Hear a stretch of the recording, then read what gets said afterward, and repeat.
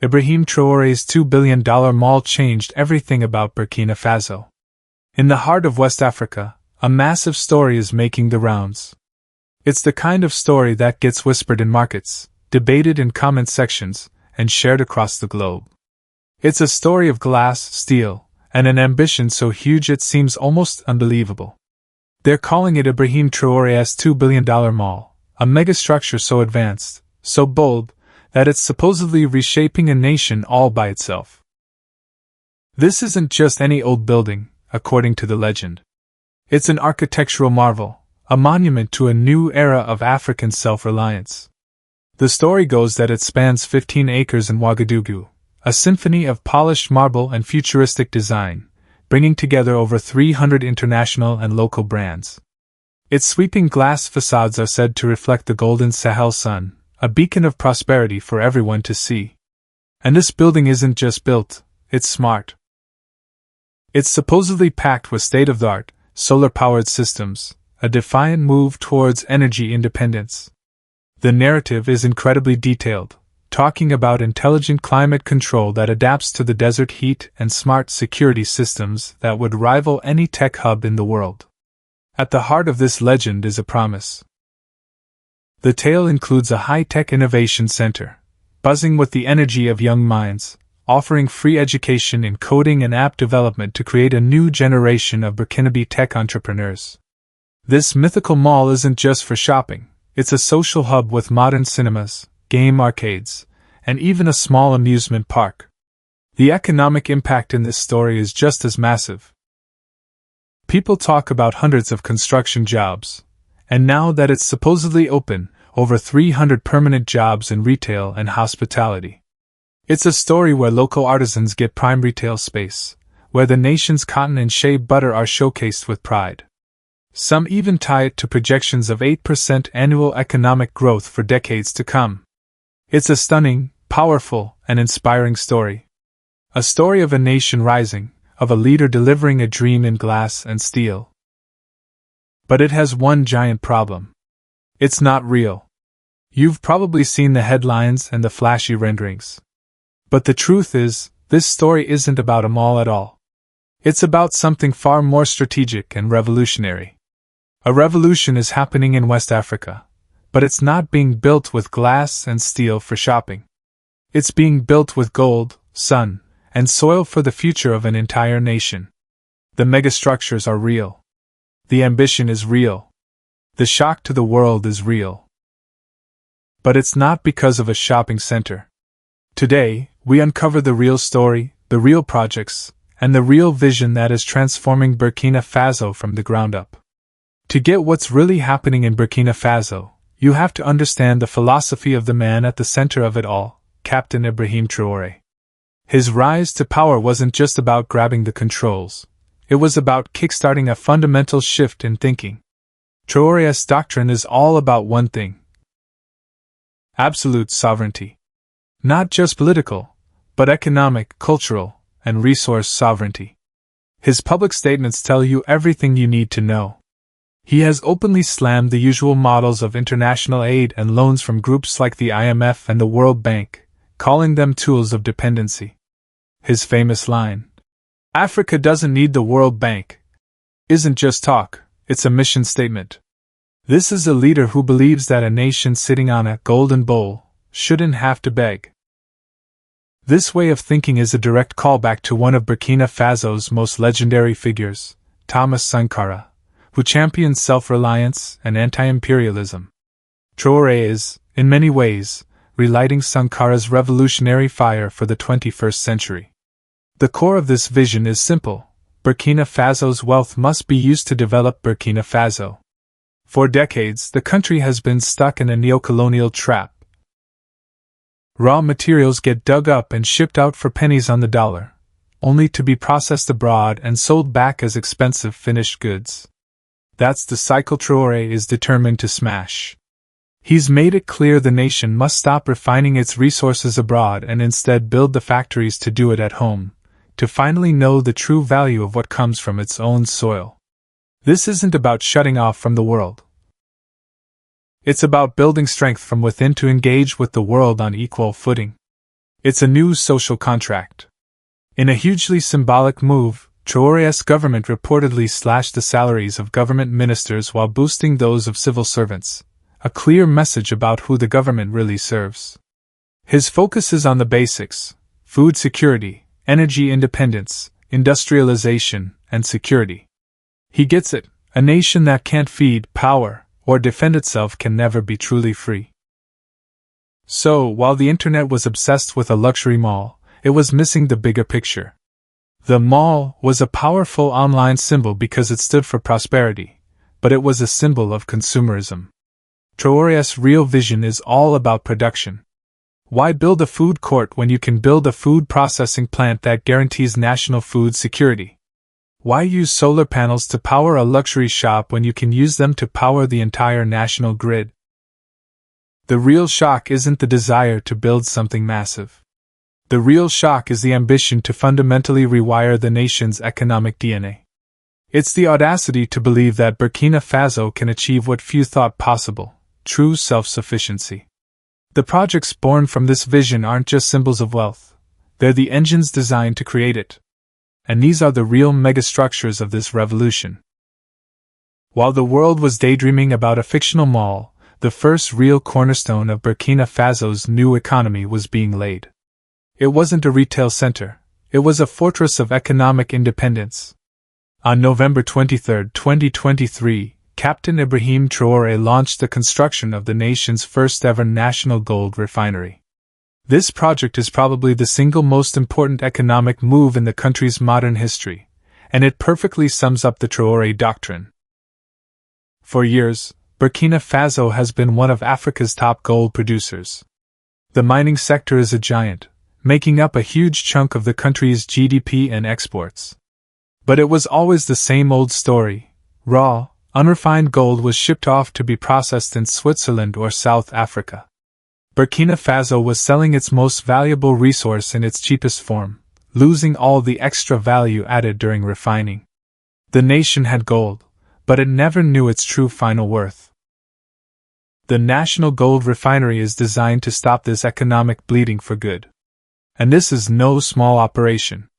The goal is a facility with a staggering annual refining capacity of around 150 tons of gold, aiming to produce gold bars with 99.99% purity, the highest international standard.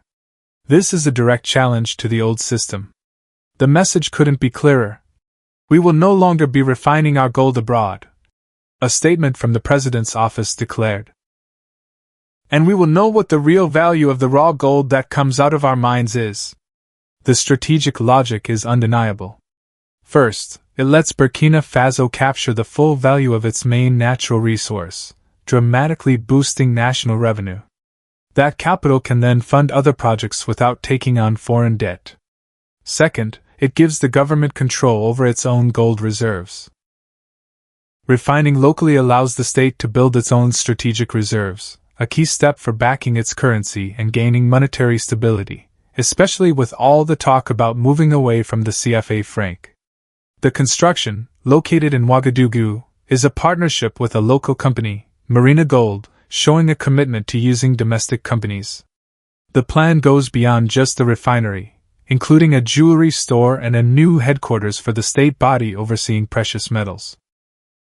This isn't just about making gold bars, it's about building an entire national industry around them.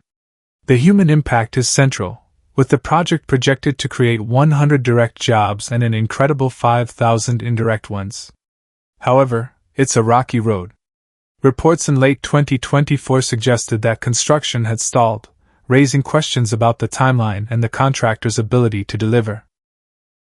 The company, Marina Gold, committed to the ambitious 149-ton annual goal, but its existing refinery in Bamako reportedly produces less than 2 tons a year.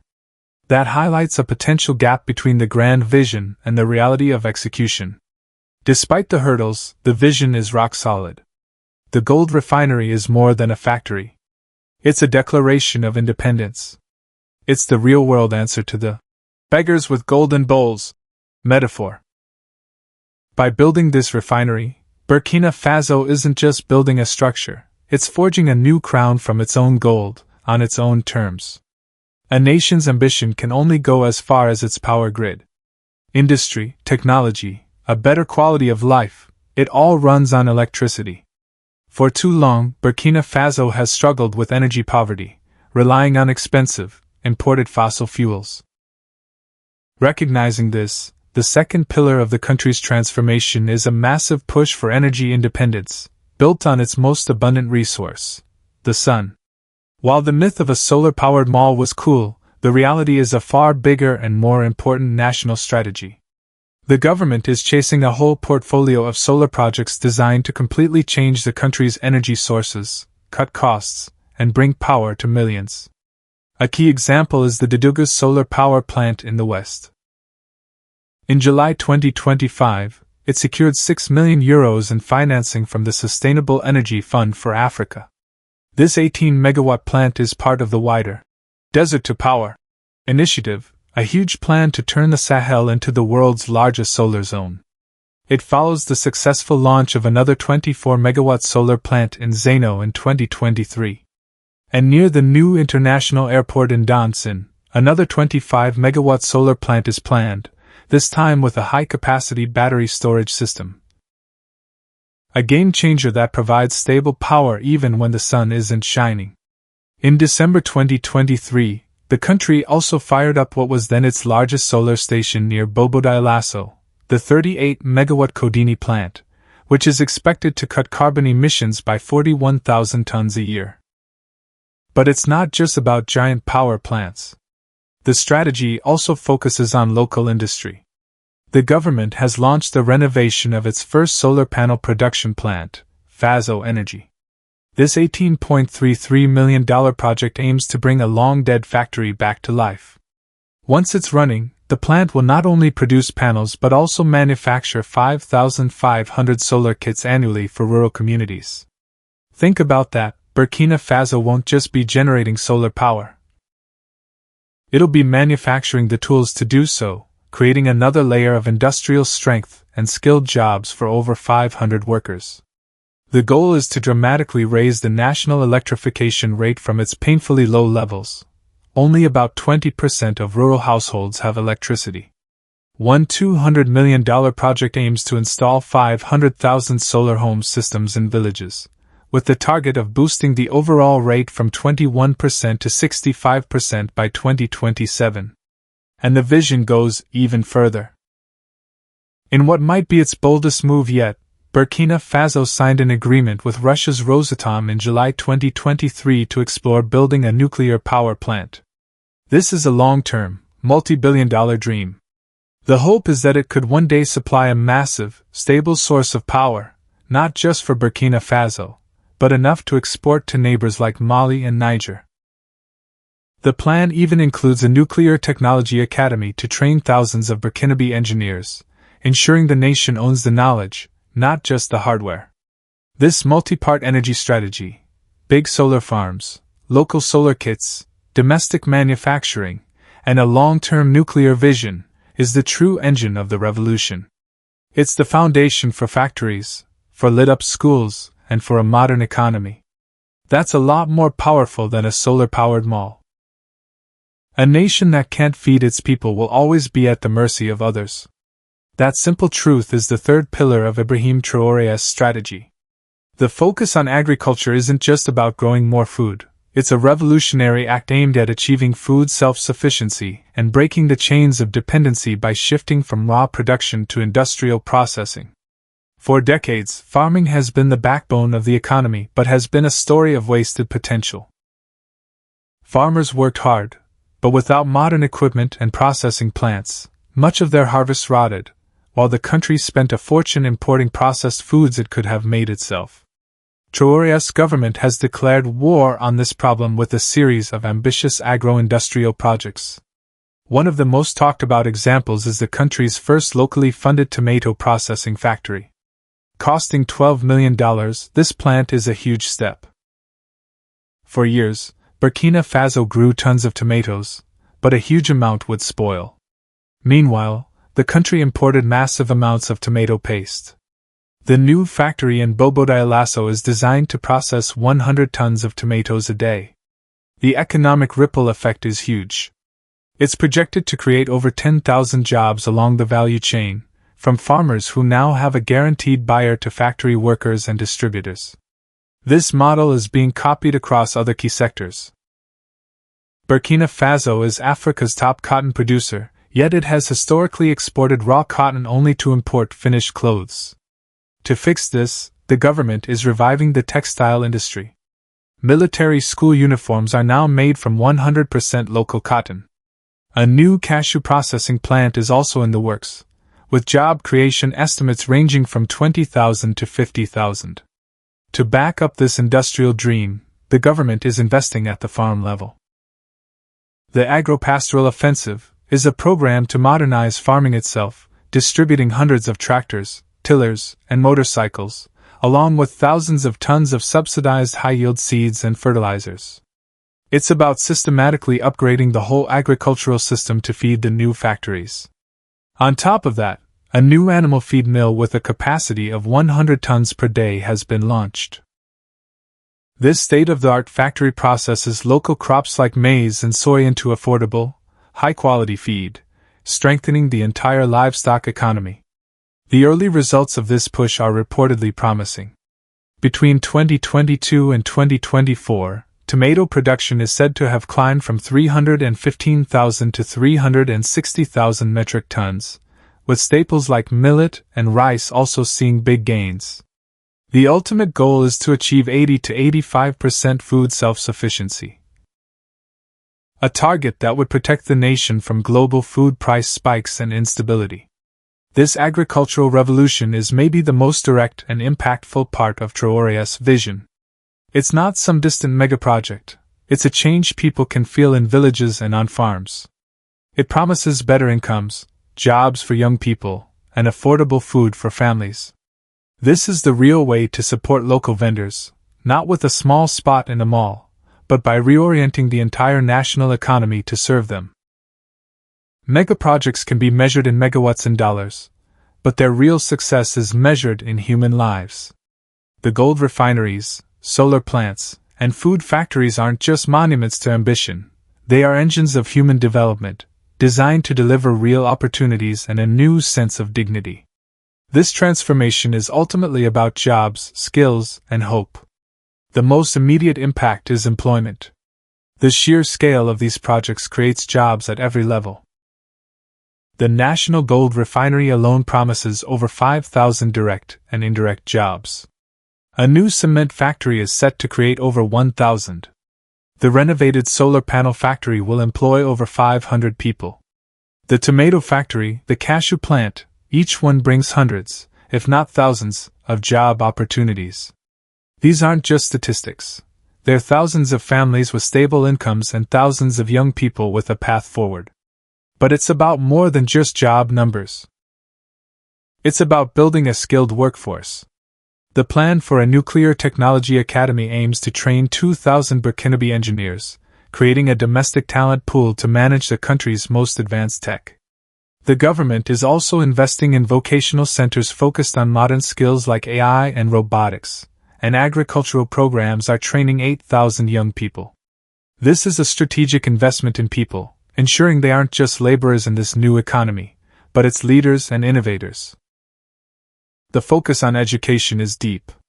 The World Bank has approved a $140 million project to expand access to primary education and build climate-resilient schools, expected to benefit an estimated 2.2 million students.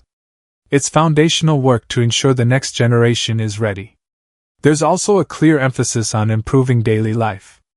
Major projects are underway to bring clean water to hundreds of thousands of people.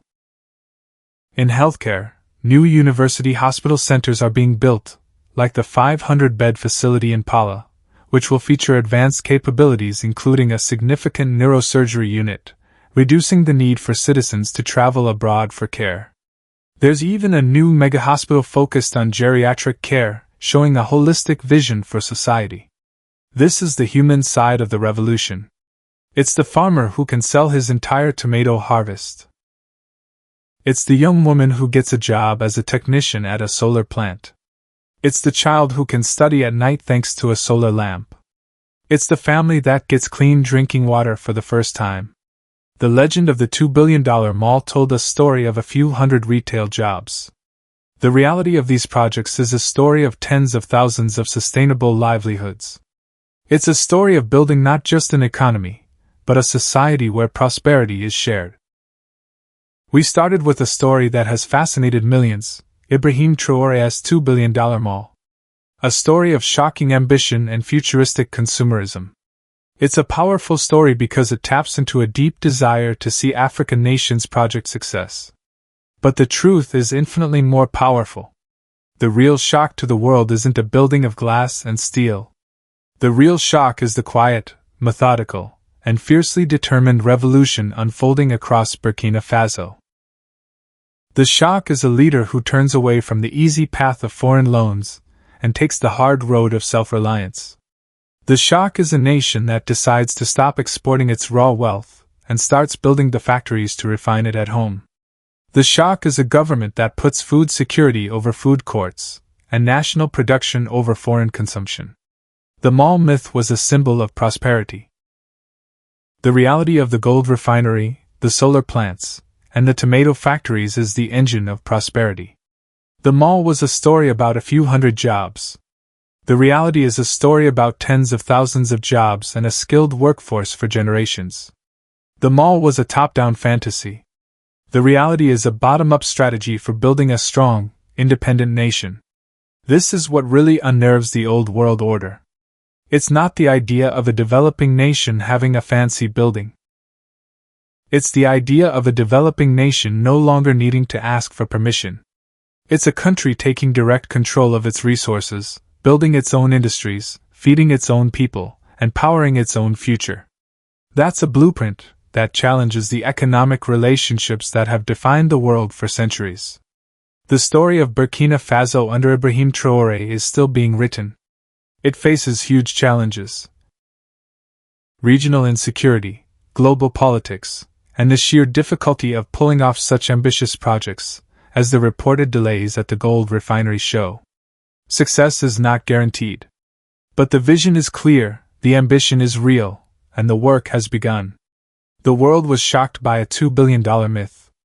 But it's the reality that will leave a lasting impact.